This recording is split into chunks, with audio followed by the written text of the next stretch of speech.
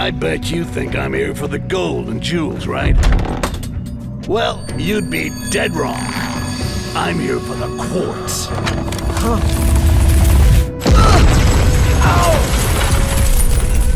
It's okay. I got you, pal. We're gonna do big things together. Just you and me. Search everywhere! Those dirty Inquisition f***ers are like cockroaches. Always in the wrong place.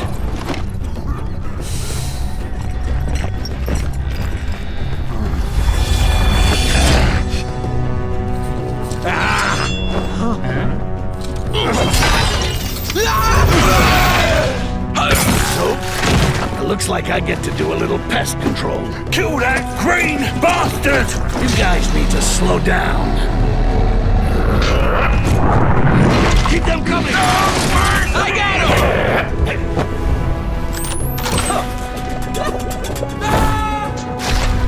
him! Just remember, kids, it's not about doing it. It's about getting away with it.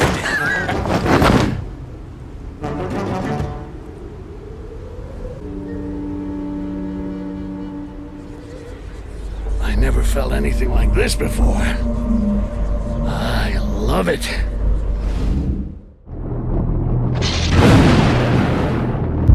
IO Interactive's Project 007, the studio's first major venture into the iconic James Bond franchises, promises to be an ambitious and innovative reimagining of the legendary spy.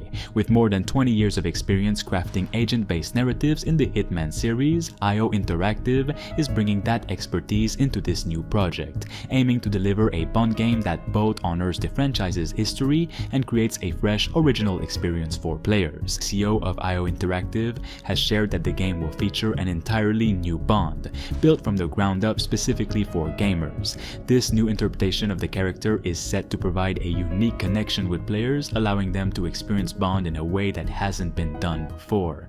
With a story that's not tied to any existing films or actors, IO Interactive is crafting a completely original narrative that's designed to stand on its own, with the ambition of evolving into a trilogy that will give players a fresh, expansive world to explore and interact with. The game will take players around the globe, with each mission set in breathtakingly diverse and cinematic locations, creating a truly world-spanning adventure. From urban environments to remote exotic settings, Project 007 will feature a wide range of unique environments, each offering their own set of challenges and opportunities. Players will face an array of epic set pieces, where they'll experience heart-pounding moments that blend high-stakes action, strategic stealth, and immersive gameplay. Whether infiltrating enemy compounds or navigating dangerous situations using state-of-the-art gadgets, Bond will have to rely on both his skills and cutting-edge technology to succeed. IO Interactive's emphasis on creating a Bond tailored for the gaming world means that players can expect a truly cinematic experience, with engaging stories, thrilling gameplay, and a deep connection to the Bond legacy. While details about the game's exact release date remain under wraps, it's clear that the studio is working hard to deliver a groundbreaking experience, with a release potentially set for as early as 2025.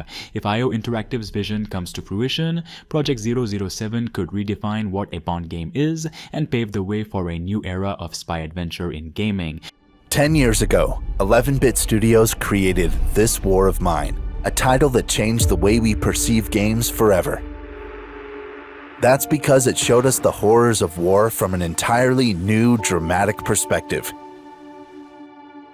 In the Altars, the creators of This War of Mine want to take you on a new, deeply personal survival journey, with some elements you might find familiar.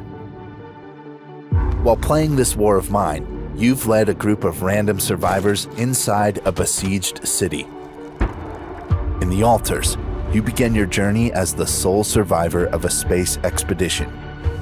To survive, you must form a new crew by creating alternative versions of yourself. These altars are a result of revisiting your past and making different life-changing decisions. This means they have different skills that can help you in moving your mobile base forward. If you want to survive, you're gonna need more people. However, having multiple versions of yourself cramped in one space will most likely create unforeseen tensions. As we learned the hard way from this war of mine, keeping your shelter in good order is the key to survival. In the Altars, we operate a mobile base that traverses the planet and shields us from its hostile environment. In time, you expand the entire complex by building additional modules and infrastructure. It's up to you to optimize their placement in a way that serves both the mission and the well-being of your altars. However, remaining inside the safety of the base will not be an option in the long run. To push the mission forward, you will have to venture outside in search of necessary resources available for extraction. A star will come and burn this planet, and I just have days to escape? While positioning mining outposts, you'll face the barren yet beautiful landscapes, filled with dangerous anomalies to tackle and opportunities to explore. The relentless ticking of a clock remains a crucial feature in both games. While playing this war of mine, your task was to survive inside a besieged city as long as possible. In the Altars, you race against time as the giant radioactive sun blasts its unrelenting heat on the planet's surface as the challenges you face inside and outside of the base keep piling up one on top of the other. You struggle with the consequences of your decisions, both from the past and the present. You choose between the objectives of the mission and the needs of your crew.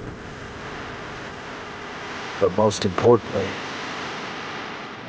trying to survive with a crew of yous quickly becomes more personal than you could have ever imagined.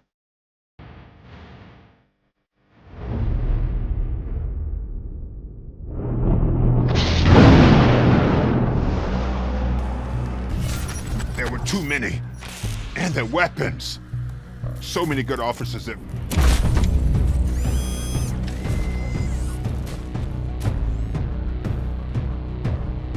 We're the cops. All the bad ones should be afraid of us. Cops shouldn't be feared. What do you want us to be? Judges? Executioners? What do you think, Murphy?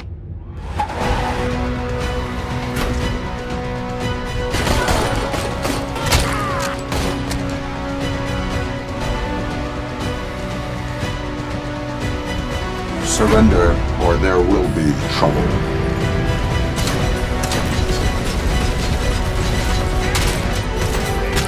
You're going down!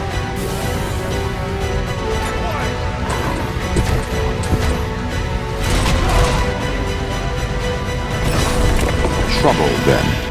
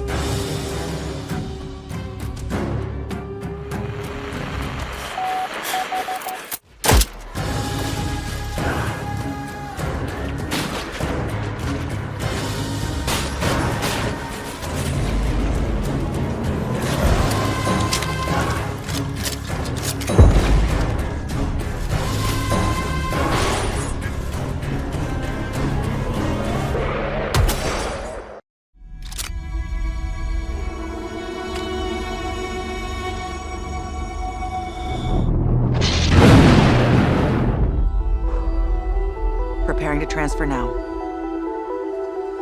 This is your last chance to bail, June. Do it.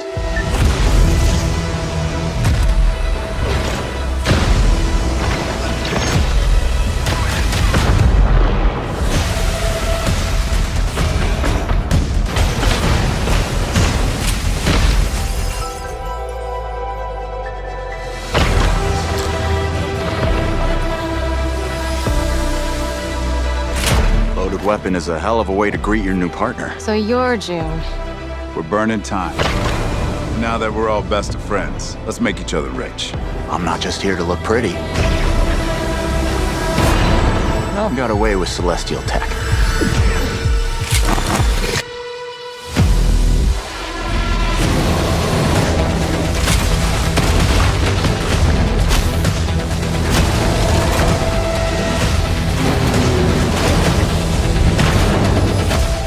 I see a lot of potential in this new partnership.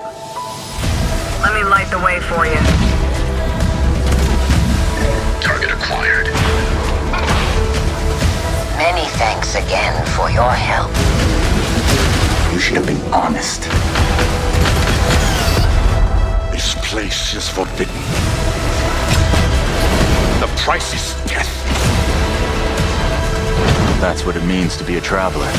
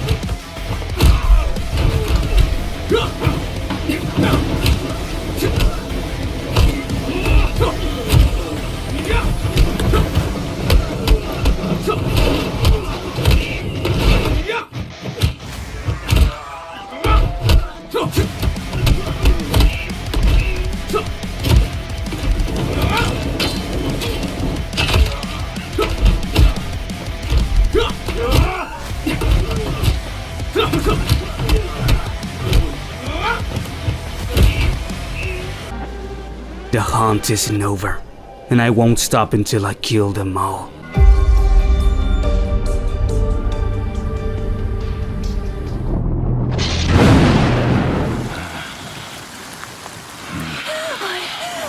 What have I done wrong?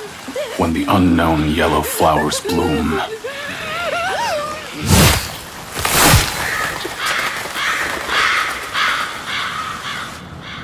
the season of her death returns.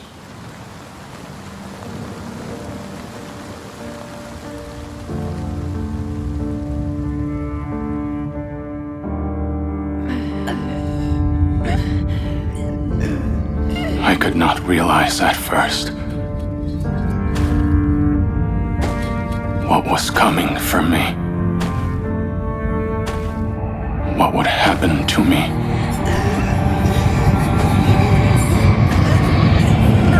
Their memories fade, but the pain lingers.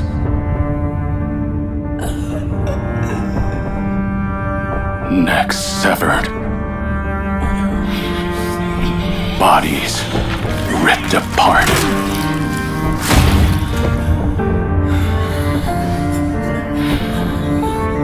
This nightmare will haunt me for eternity.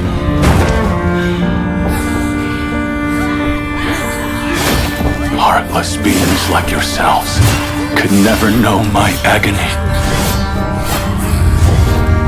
My torment when she mourned before my eyes. Body torn into pieces.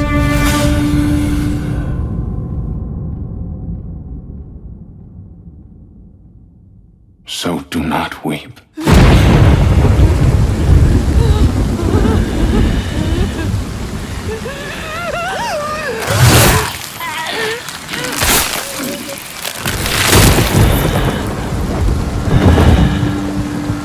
Like the seasons, death will return.